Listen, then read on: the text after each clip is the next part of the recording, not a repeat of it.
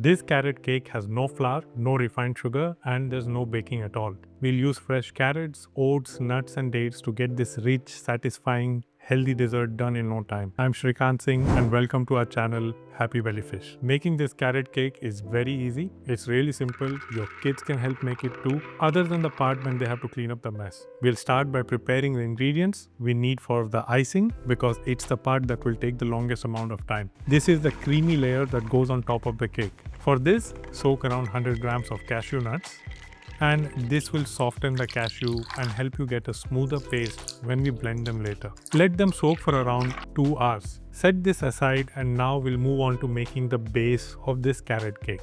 First, take around 2 cups of medjool dates and remove the seeds. This should give you around 250 grams of pitted dates. Soak them in room temperature water for around 30 minutes while we prepare the other ingredients. Now, since this is a carrot cake, it needs to have carrots, so we'll take around 3 medium-sized carrots. Don't try to save the skin here. Peel the carrots and then grate them to get around 1.5 cup of grated carrots. One tip here is that when you choose the carrots for this cake, go for the thinner, smaller ones. They are naturally sweeter and juicier because the woody core is much smaller. Next, we will need almonds, unsalted plain almonds, and you will need around 1.5 cup of it. We'll first toast them lightly on a pan that is on medium heat. And this simple step will make it more flavorful, it will make it more aromatic, improve its texture, and it will also make the blending easier. Toast it for just around 2 to 3 minutes without burning it. Once done, set it aside for it to cool down a bit. And then we will transfer them to a blender and blend until they are ground, but at the same time, we don't want it to turn into a fine flour. And you might be wondering, why am I not using almond flour here?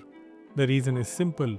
Almond flour is much drier, and it will also not have the same aroma that a freshly toasted almond will give. Now to this ground almond, we will add 1.5 cup of dried desiccated coconut. I'm not using fresh coconut here since it releases a lot of moisture which can make a no-bake carrot cake too soft. Desiccated coconut will also absorb the moisture and it will give the cake structure and a clean slice. Now transfer this mixture to a bowl for now. Next, we'll blend the oats. Quick oats or rolled oats work best in this recipe because they blend smoothly and they also help in binding everything together. Avoid steel cut oats here. They are too coarse and they won't soften properly in a no-bake cake. Transfer the ground oats to the bowl with almond and coconut mixture. Add about half a tablespoon of ground cinnamon. I recommend using true cinnamon, also known as Ceylon cinnamon. Most store-bought cinnamon is actually cassia, and these two spices are not the same. Now add the grated carrots to the bowl. If you wish to, you can also add about 1 tablespoon of freshly grated ginger. It makes a very small but meaningful difference. And if you're a sweet tooth, I've created a healthy desserts ebook where I share more refined sugar-free recipes made with everyday ingredients. You'll find the link in the description below. Now you can mix all of this together in the bowl itself, or you can transfer them in small batches again to the blender jar and give a few short spins. This will make your carrot cake more evenly hydrated, and when you add the sweetener and knead it, it will bind better. Now comes the part where we sweeten the base of this cake. Remember the dates that we had soaked earlier? We need to grind it into a fine paste. But as you add the soaked dates to the blender, gently squeeze the excess water out and just press it softly since we still want the dates to be moist. Now add half a tablespoon of vanilla extract. This is a non-alcoholic vanilla extract, so it's safe for children. Vanilla will give a nice aroma and some nice vanilla aftertaste in the cake. And blend the dates into a smooth paste. And this can take a little bit of effort. You may need to stop in between, push the dates down to the plates a couple of times, but try to get a paste as smooth as possible. Add this blended date paste to the bowl with the rest of the ingredients. A lot of date paste will be stuck to the jar. So what you can do here is add a bit of the dry mix of nuts and oats, and this should help you clean out the date paste. Now it's time to mix and knead, and if you have a powerful blender or a food processor, that will do the job. It will do it much faster, but it doesn't take much time and effort even to knead it with your bare hands. When you're done kneading, you should get the base that has this kind of consistency. That's not too dry and not too moist. Something that can hold itself together. The dates act both as a natural sweetener and the binder in this recipe. They hold everything together and give the base its soft, cohesive texture without the need for any additional sweeteners or fats. We'll now take a cake mold. It can be rectangular like the one that I'm using here, or a circular one. The shape really depends on what you prefer or what the occasion is. Line the mold with a large piece of parchment paper like I've shown here. And this is important because it will help you lift the cake out once it's set. We'll transfer the dough into the mold and spread it out evenly first. Press it down gently but firmly using your hands. You can also use a spatula or a spoon to compact the dough so that there are no cracks when the cake is done. Now the top of the cake may not look that smooth to you, so it's a very simple trick that you can use. Just wet the back of a spoon with water and press it lightly over the top. This will help you create a nice flat even base.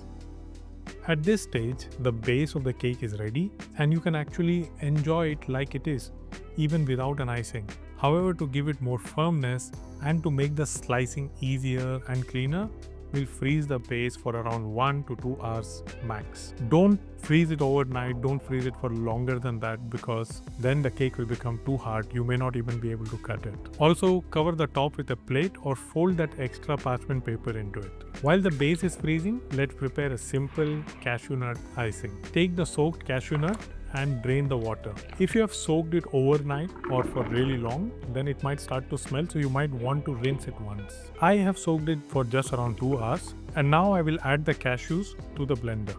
To this cashew, add 1 tablespoon of coconut oil, add around 2 tablespoons of date syrup. You can also use maple syrup, which is more expensive, honey or coconut syrup if you prefer. But each type of sweetener, they all have a different taste, so you might have to adjust the quantity here. Blend this first until the cashews break down, and then add 3 tablespoons of coconut milk. This makes icing much creamier. Continue blending until you get a smooth and creamy paste. So the icing is done and the cake base has been freezing. So we'll take the cake base out of the freezer now, and remember that extra parchment paper that we had left hanging over the sides. You can use it now to lift the cake cleanly out of the mold. I'm going to trim away the excess parchment paper first from the sides, and for a smooth, clean finish, I will also slice off the edges of this cake. It looks like a lot, but it's not going to waste. You can use it as your energy bar. Before adding the icing, cut the cake into equal portions. I'm getting about 9 large pieces here. You can absolutely make smaller cuts. Larger pieces, they look better on camera, which is why I'm cutting it large. But they're quite rich and it's a heavy cake for a single serving. Now each of this slice can be iced differently, depends on what you prefer. For this first piece, I'm spreading the cashew icing and finishing it with a simple walnut on the top. At first the icing might look a little thick, but in a few minutes it will actually settle down, it will compress. So you can add a little bit more if you like a little bit more creamy texture in your carrot cake. For the next one, I'm adding some freshly grated orange zest. Now this slight bitterness is incredibly aromatic and it pairs beautifully with the natural sweetness of carrot cake. Try this with coffee and you will absolutely love it. Now this is not your regular cake, so the icing here will actually look the best when you add it just before serving. This cake is absolutely guilt-free. It will be a nourishing alternative for anyone with sweet tooth who is trying to move away from industrially produced desserts loaded with heavily processed sugar. Every bite is made here with simple, minimally processed ingredients. If you have enjoyed this recipe, like the video and subscribe to our channel Happy Belly Fish, and share it with someone who is trying to make more meaningful, mindful food choices. And I will see you soon with a new recipe.